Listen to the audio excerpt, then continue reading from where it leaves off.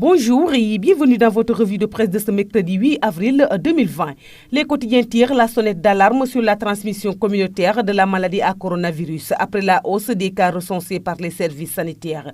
De 3 cas de coronavirus annoncés dimanche, puis 4 lundi, on est passé à 11 cas mardi, dont 2 qui proviennent de la transmission communautaire selon les statistiques publiées par le ministère de la Santé. On parle de transmission communautaire lorsqu'il n'est pas possible d'identifier la source d'une contamination au coronavirus.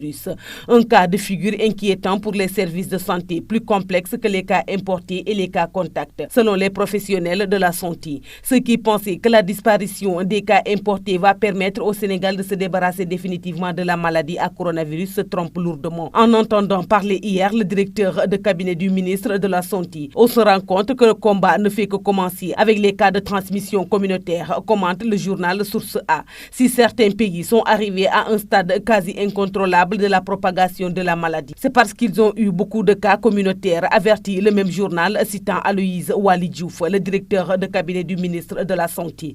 Monsieur Diouf a tiré la sonnette d'alarme en déclarant mardi que la guerre ne fait que commencer. Un avertissement relayé par plusieurs journaux dont Tribune.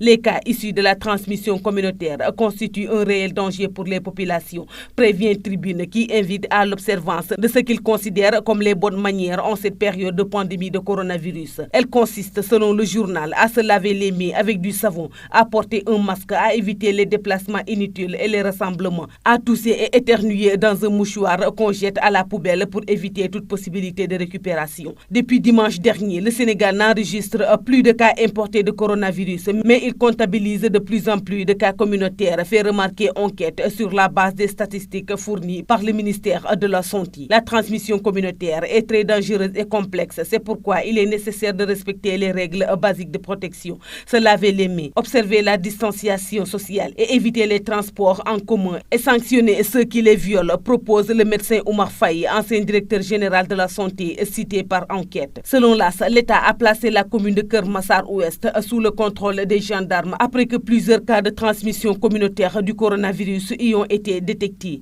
Les autorités administratives du département de Pikine, dont fait partie Keur Massar, ont pris des mesures fermes d'interdiction des rassemblements dans cette commune, l'une des plus peuplées de la banlieue dakaroise, rapporte l'AS. Les cas communautaires suscitent l'inquiétude, écrit le Témoin quotidien. Si on ne les maîtrise pas, on ne peut pas gagner la guerre, ajoute le même journal, citant le directeur de cabinet du ministère de la Santé. La grande menace, s'exclame Sud Quotidien, concernant la transmission communautaire. Le phénomène de la transmission communautaire risque de s'accentuer dans les jours à venir, ajoute-t-il, soulignant qu'avec cette forme de transmission s'ouvre un chapitre plus délicat dans la lutte contre le nouveau coronavirus. C'est tout pour votre revue de presse du jour. Merci de nous avoir écoutés. Au revoir.